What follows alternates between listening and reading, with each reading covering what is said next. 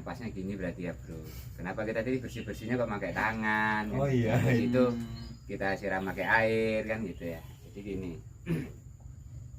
Mungkin orang kalau nggak paham, wow, tempat pandai besi itu nggak bisa sembarangan gitu. Itu benar loh. Nggak bisa sembarangan di sini. Jalan harus hati-hati. Kalau enggak bahaya. Nah, tentu kita bertanya-tanya, bahaya apa kan gitu. Kenapa harus pakai tangan? Karena Tuhan itu memberikan kita indera perasa. Gitu ya. Di sini ini kan banyak bekas potongan besi yang tajam-tajam. Terus kalau cuma disapu pakai sapu lidi, itu biasanya nggak ngikut, makin tenggelam gitu. Karena ini kan banyak pasir ya. Karena suhu panas, sering ada hentakan, jadi kan tanahnya gembur yang bagian atas. Kalau kita pakai sapu lidi, debunya naik semua, kan gitu. Yang ngotori yang lainnya kan gitu. Satu. Nah, kenapa harus pakai tangan? Ya kita harus merasakan di mana ada besi yang bahaya kan beda tuh. Kayak misal plastik, hanya tanah. Nah, itu kita ambil pakai rasa tapi kan, oh ini besi, ini bahaya. Pisahkan di tempat yang lain. Kenapa? Itu laku. Kalau zaman dulu ya itu nggak kepake. Kalau zaman sekarang sekilonya berapa? 5.000, ada yang 7.000. Kalau kayak gitu biasanya 3.000. Kalau kita jual biasanya 3.000. Nah terus kalau tangan ini kita pakai untuk mencari sesuatu yang membahayakan diri kita, terus kita tahu, kita ambil, kita pindahkan, insya Allah orang itu nggak akan datang ke sini itu dalam keadaan pulangnya itu entah ketusuk besi, kegores besi gitu kakinya. Atau misal ada anak-anak datang ke sini main-main, kita nggak tahu ya namanya anak-anak. Lari dia lupa pakai sandal, nginjakkan kaki di tanah, ketusuk besi. Kan bisa ditanes. Benar. Pandai besi ini ruangannya bahaya, nggak bisa sembarangan. Itu tadi banyak besi-besi yang tajam. Di situ bahayanya gitu loh. Kemudian kenapa kita kok siram pakai air? Ya biar debunya itu enggak naik. Terus adem kan sini suasananya panas. Jadi harus disertai juga dengan unsur dingin. Nah, air itu kan unsur dingin. Juga bagus untuk memadatkan kembali tanah. Ini kalau dipukul, bro. Nah, ini kan ada hentakan terasa kemana-mana. Itu kan akhirnya kepadatan berkurang. Kalau disiram dengan air, jadi antep. Ketika kita mukul barang besi yang besar atau tebal, itu akan meredam, suaranya nggak kemana-mana gitu. Nah itulah kenapa kok bahaya ya, tempat pandai besi itu bahaya, nggak bisa sembarangan. Bersihkannya harus pakai tangan, harus disiram air, yaitu. Nah kenapa kok ada harus basah dan panas bersanding? Ya biar orang nggak gerah, karena kita nggak masang AC di sini. Ya mungkin orang dulu bertanya-tanya ya, kok gitu ya. Itu zaman dulu, zaman dimana kita memang dihadapkan pada teka-teki misteri kehidupan, agar hati kita, pikiran kita itu tidak mudah mencerna, harus mencari jawabannya. Ya itulah kejelasannya kenapa kok harus pakai tangan, harus nggak boleh pakai sapu lidi, ya harus disiram. Dan ada juga ini mas, pandai besi kan ada yang berdiri tuh mas.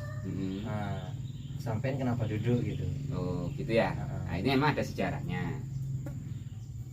Setiap orang itu kan untuk bisa menguasai ilmu, anggap kalau bahasa modernnya itu pengrajin besi di bidang bilah gitu ya. Kalau ini kan ya pengrajin zaman sekarang.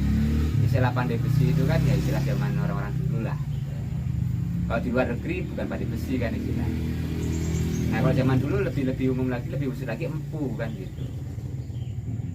Empu kan ini. Nah nanti kita bahas itu. Kenapa sih kok empu atau pandai besi itu kok beda lagi dengan pengrajin besi lagi? Itu sebenarnya beda gitu ya. Itu ada kelas-kelasnya gitu. Empu itu bagaimana nanti kita bahas lah. Untuk hari ini kayaknya ya itu aja dulu kan. Tapi secara umumnya akan saya jelaskan. Kenapa sih empu identik dengan besi kan gitu ya. pengrajin itu seperti apa, pandai besi itu seperti apa, tukang las apakah itu juga bisa dibilang pandai besi? Bisa. Pengrajin besi bisa, saya bisa juga kan gitu. Karena untuk dihubungkan dengan empu itu ada pakemnya, nggak bisa sembarangan, dan dia ada stempel khusus.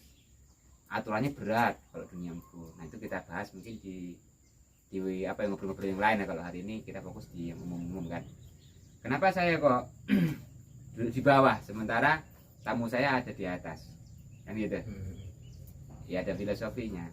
Karena ketika saya belajar untuk bisa gitu ya mengenal besi ini hingga menjadi sesuatu yang bermanfaat, ya yang ngajarin saya itu termasuk masih terhempu gitu, turun temurun gitu kan. Jadi memang ada filosofinya. Begini filosofinya, dari dulu seorang empu itu tidak pernah menjadi tuan tapi menjadi pelayan. Maka kalau dulu tamunya itu pendekar, ya kan, raja, dibuatkan tempat di atas lebih tinggi. Saya misalnya empu misalnya, itu hanya yang disuruh atau pesuruh.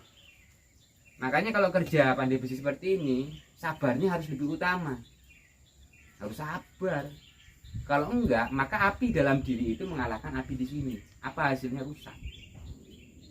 Misal, aduh ini kurang gini mas, aduh mas ini kurang mas, kurang bengkok. Itu harus dikerjakan. Enggak perlu kamu itu. Ini udah jadi. Kalau yang punya sifat pemarah menjadi seorang pandai besi, yang saya tahu ya, itu nggak tahan lama. Apakah dia kena guna-guna? Bukan. Emosi dia panas, kena panas rusak raganya. Bukan karena kena kualat, enggak. Itu malam lah. Rusak raganya, udah seharusnya dirinya itu dadanya dingin, kena api akhirnya bisa seimbang. Ini sama-sama panas, rusak. Ini biasanya ya entah setrum, entah sakit apa gitu. Nah karena saya dirikan di bawah ini ya, karena saya adalah yang disuruh. Saya cuman jaga gitu loh, kisah pandai besi yang kuno. Biasanya cuma jaga dalam bentuk kisah. Jadi saya kisahkan akhirnya kenapa saya di bawah. Ya karena saya pesuruh, yang disuruh gitu ya. Saya nggak mau menghilangkan, kalau kata orang Jawanya itu nggak ngilangkan wiwitannya gitu. Jadi asal usul kisahnya. Karena kalau dalam segala hal kita hilangkan asal usulnya, bahaya. Kehilangan asal usul itu sama dengan orang yang hilang. Nanti arah tujuannya nggak jelas, nggak ada yang negur akhirnya. Karena apa? Kelemahan saya bukan berarti saya bisa membuat pisau tajam misalnya ya. Itu saya tanpa kekurangan. Sangat banyak kekurangannya. Kenapa? Saya hanya membuat. Yang tahu itu berkualitas tidaknya orang yang mesan. Guru saya siapa kalau zaman sekarang? Dalam ketika saya sudah turun di lapangan seperti ini, seperti kata yang ngajarin saya itu, guru saya ya pelanggan saya. Mas, ini kurang tajam loh, kurang enak. Baru saya berapa kali saya pakai kok nggak udah tumpul gitu. Nah dari situ saya belajar banyak hal. Jadi kalau saya pribadi, kenapa saya nggak mau berdiri gitu ya, saya nggak mau di tempat yang lebih tinggi atau sejajar dengan tamu, karena saya sebenarnya di diri saya ini belajar mengingatkan saya itu bisanya apa, taunya apa. Saya bisa karena dibisakan, tahu karena diberitahu.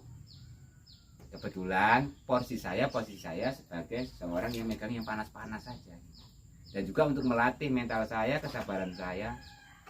Karena kata orang tua, hidup kalau nggak sabar ya ambiar kan gitu. Nah juga di sini saya belajar untuk mengolah panasnya diri saya, hawa saya. Panas itu identik dengan emosi. Saya selalu bersanding dengan panas agar apa? Begini panas tidak enak. Kalau panas dalam diri saya itu lebih parah. Panasnya api ini kita siram air selesai. Tapi kalau panas dalam hati, jebur ke lautan sekalipun nggak akan itu dingin. Nah itu loh, saya belajar di situ aja loh. Selalu belajar. Saya bisa karena dibisakan, ngerti karena dingertikan, tahu karena ditahukan. Bukan saya ahli sama sekali. Jadi itu ya kenapa saya di bawah. Karena saya senantiasa belajar ya, banyak hikmah. Memang kalau sebagai pekerjaan kayak gini, itu tamunya macam-macam kan gitu, membawa kabar, membawa informasi. Nah itu mungkin orang berpikiran gini, nggak kemana-mana kok tahu di mana-mana. Salah satunya di Pondok Besi ini. Kadang bajingan, kadang pemburu yang datang ke sini, kadang dia pembunuh bayaran. Iya, itu macam-macam karakter. Kalau pembunuh bayaran bawa barangnya seperti apa, cara pengolahan seperti apa. Ada yang bawa pusaka. Jadi, tamunya macam-macam gitu ya. Jadi saya tahu banyak wacana, wawasan dari tamu-tamu saya. Artinya apa? Ya, dia informan lah secara anunya. Tapi kan memberikan sesuatu yang membuat saya lebih tahu. Tamu saya ya, kalau kata dalam perdagangan, tamu adalah raja. Iya, saya ngerasakan itu di sini. Jadi kalau saya di bawah sini kan, orang pun bisa memperhatikan dengan jelas. Ini lagi dilihat, misalnya saya kerja, oh mas itu kok kayaknya kurang pas, coba cek, coba sejajar, susah deteksi. Saya kalau naruh barang di sini, tamu di atas kelihatan, bengkok enggaknya saya dibantu. Itu dalam kemudahan kerjanya lagi. Itulah, mereka tahu. Terus ketika saya nyepuh, mereka melihat. Saya nggak nutupi apapun di sini, nggak ada, terbuka semua. Kenapa? Karena yang mau pakai hasilnya nanti itu bukan saya, tapi orang yang bersangkutan. Gitu bro. Ya kenapa di bawah dan tamu di atas. Ya untuk yang lain-lainnya tadi ya, apa tadi? Saya lupa. Empu itu bagaimana kan ya?